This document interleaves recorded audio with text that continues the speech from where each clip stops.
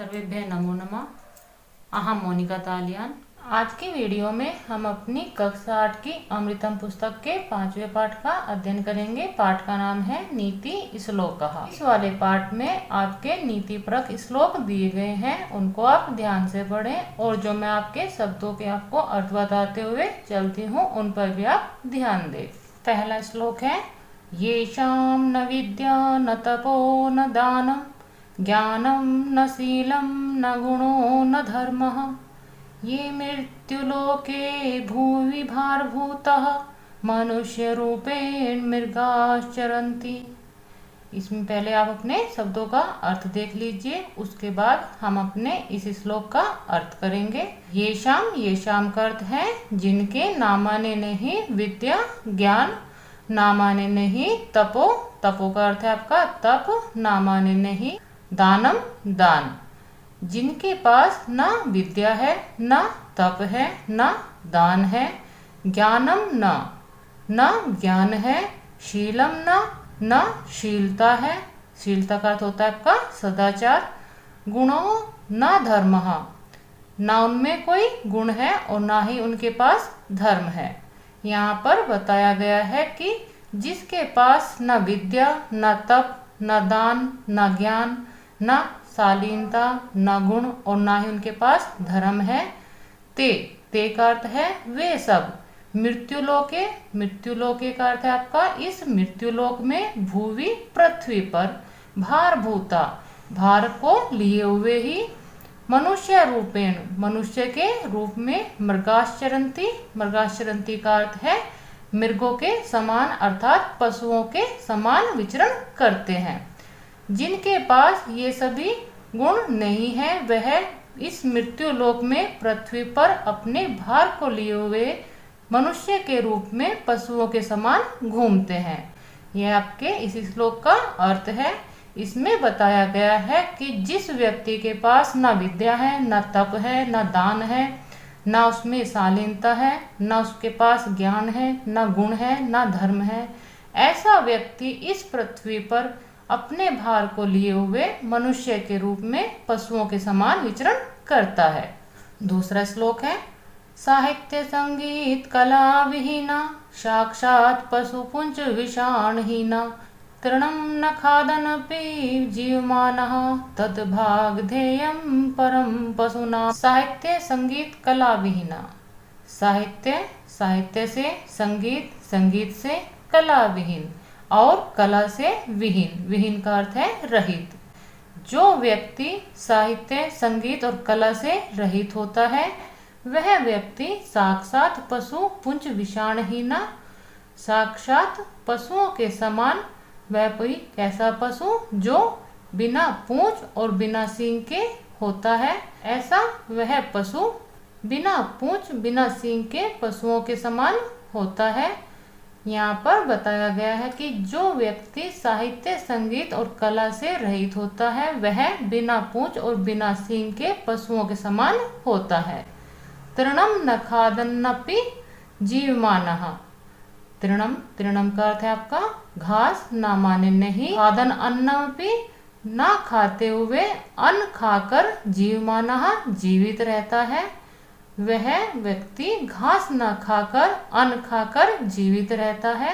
तद भागधेयम परम पशुनाम, माने वह भागधेयम भाग्यशाली है, परम पशुनामः उन पशुओं के लिए, उन पशुओं के लिए यह भाग्यवान है कि वह व्यक्ति घास ना खाकर अन्न खाकर जीवित रहता है।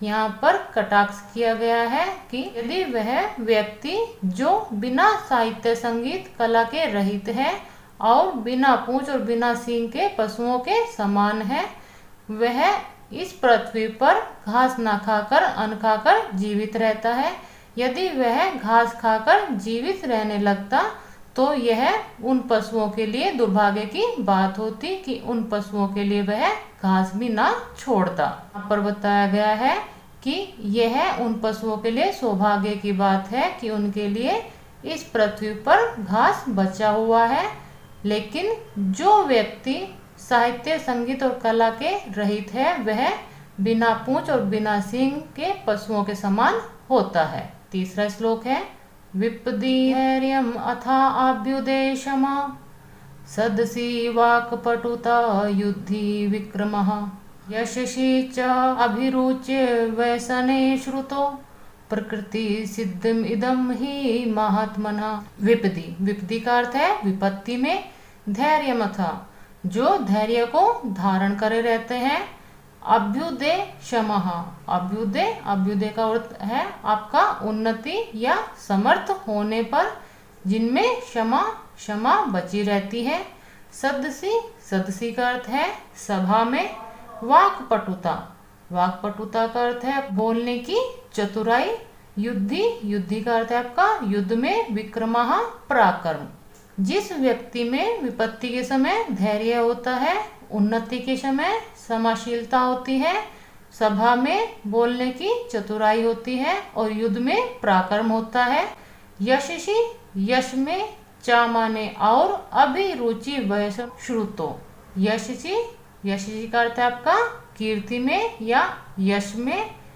चा माने और, अभिरुचि, अभिरुचि आपका लगाव या रुझान।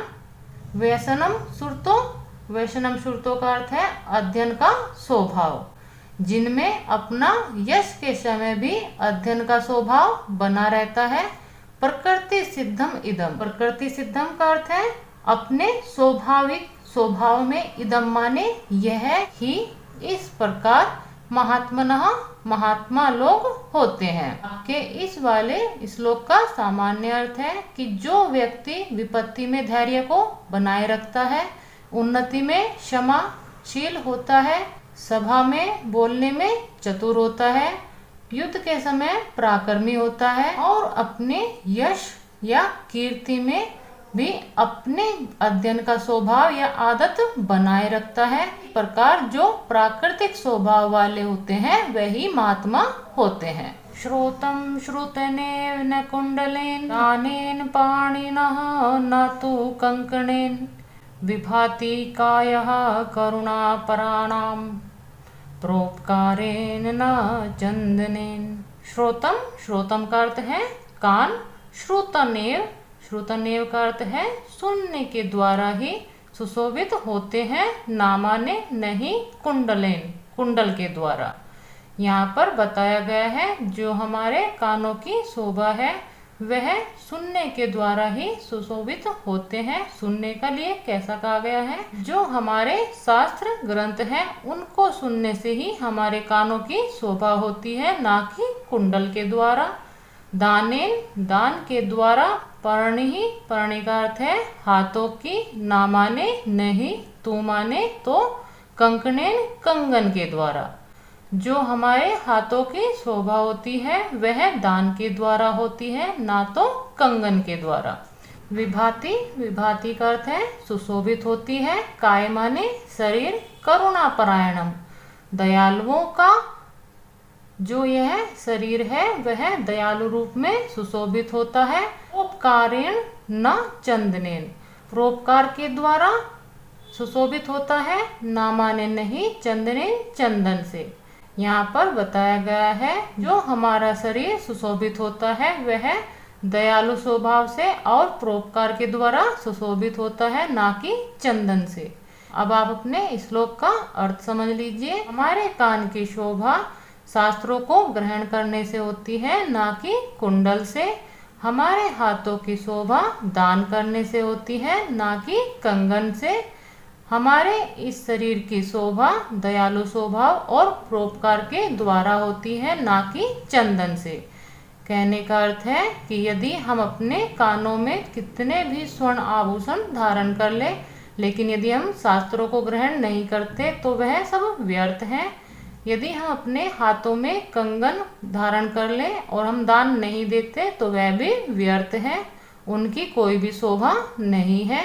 इसी प्रकार यदि हमारे शरीर में परोपकार या दयालु भावना नहीं होगी और हम उस पे कितना भी चंदन का लेप लगा ले वह सुशोभित नहीं होगा। 5वां श्लोक है किम कोकिलस्य विरुतेन गते वसंते किम कातरस्य बहुशस्त्र परिग्रहण मित्रेण किम व्यसन काल परांग मुखेन किम जीवितेन पुरुषस्य निरक्षेण। पहले अपने शब्दों का अर्थ देख लीजिए। किम माने क्या, कोकिलस्य कोयल के, विरुतेन बोलने से, गते माने गया हुआ, वसंते वसंत में। क्या कोयल के बोलने से गया हुआ वसंत आ जाता है? इसका उत्तर है आपका कि नहीं। यदि वसंत गुजर जाने के बाद कोयल बोलती है तो वसंत वापस नहीं आता। किम कातरस्य बहुशास्त्र परिग्रहेण। किम माने क्या, कातरस्य, कातरस्य का अर्थ है कायर के, बहुशस्त्र, बहुशस्त्र में आपका है बहुत सारे शस्त्र, परिग्रहेण हाथ में धारण कर लेने से कुछ होता है। यहाँ पर आपसे पूछा गया है कि क्या कायर के बहुत सारे शस्त्र हाथों में धारण कर लेने से कोई लाभ है? तो इसका अर्थ है नहीं, क्योंकि जो कायर स्वभाव का है वह कितने भी शस्त्र धारण कर ले वह युद्ध में विजय नहीं हो सकता और ना ही वह युद्ध कर सकता। मित्रेण किम व्यसन का प्रांग मुखेन। मित्रेण मित्र के द्वारा, किम माने क्या, व्यसन काल प्रांग मुखेन का अर्थ है विपत्ति के समय मुख मोड़ने से। यहाँ पर बताया गया है कि ऐसे मित्र से भी कोई लाभ नहीं है जो हमें विपत्ति के समय अकेला छोड़ दे या विपत्ति के समय हमसे मुख मोड़ ले। किम जीवितेन पुरुषस्य निरक्षरेण। किम माने क्या, जीवितेन जीवित रहने से, पुरुषस्य पुरुष का, निरक्षरेण, निरक्षरेण का अर्थ है आपका अनपढ़ या अज्ञानी। ऐसे भी पुरुष का जीवित रहने से कोई लाभ नहीं है जो अज्ञानी हो। यहाँ पर कटाक्ष किया गया है कि कोयल के बोलने से गया हुआ वसंत नहीं आता। हम कायर के हाथ में कितने भी शस्त्र धारण करा दे वह युद्ध नहीं कर सकता। ऐसे भी मित्र से कोई लाभ नहीं है जो हमें विपत्ति के समय छोड़ दे, और ऐसे भी व्यक्ति के जीवन से कोई लाभ नहीं है जो निरक्षर हो अर्थात अज्ञानी हो। श्लोक संख्या 6 है। प्रारब्धते न खलु विघ्न भय निश्चय, प्रारब्धे विघ्न विहिता विरमन्ति मध्य, विघ्नै पुनः पुनरपि प्रतिहन्यमानः, प्रारभ्य च उत्तम जनः न परित्यज्यन्ति। प्रारब्धे, प्रारब्धे का अर्थ है आरंभ किया जाता है, ना माने नहीं, खलु निश्चय ही, विघ्नेभ्येन, विघ्नेभ्येन का अर्थ है रुकावट या बाधा आने से, निश्चय, निश्चय का अर्थ है छोटे। जो छोटे या नीच प्रवृत्ति के लोग होते हैं वह विघ्न के डर से कार्य आरंभ ही नहीं करते। प्रारब्धे विघ्न विहिता विरमन्ति मध्या। प्रारब्ध है, प्रारब्ध का अर्थ है आरंभ, विघ्न विहिता, विघ्न विहिता का अर्थ है रुकावट या बाधा आने पर, विरमन्ति, विरमन्ति का अर्थ है विराम दे देते हैं या रोक देते हैं, मध्य, जो मध्यम वर्ग के लोग होते हैं या मध्यम प्रवृत्ति वाले लोग होते हैं वह कार्य तो आरंभ करते हैं लेकिन विघ्न आने पर उसे बीच में ही रोक देते हैं। विघ्नै पुनः पुनरपि प्रतिहन्यमानः, प्रारभ्य च उत्तम जनः न परित्यज्यन्ति। विघ्न ही, विघ्न का अर्थ है विघ्नों के, पुनः पुनः बार बार, अपि माने भी, प्रतिहन्यमानः रोके जाने पर, विघ्न के द्वारा बार बार रोके जाने पर भी, प्रारब्ध आरंभ किया हुआ, चा माने और, उत्तम जनः जो श्रेष्ठ प्रवृत्ति के लोग होते हैं या श्रेष्ठ लोग होते हैं, ना माने नहीं, परित्यज्यन्ति छोड़ते। जो श्रेष्ठ प्रवृत्ति के लोग होते हैं वह विघ्न के द्वारा बार बार रोके जाने पर भी उस प्रारंभ किए हुए कार्य को नहीं छोड़ते। श्लोक का अर्थ है आपका कि जो छोटे या नीच प्रवृत्ति के व्यक्ति होते हैं वह विघ्न के भय से कार्य आरंभ ही नहीं करते।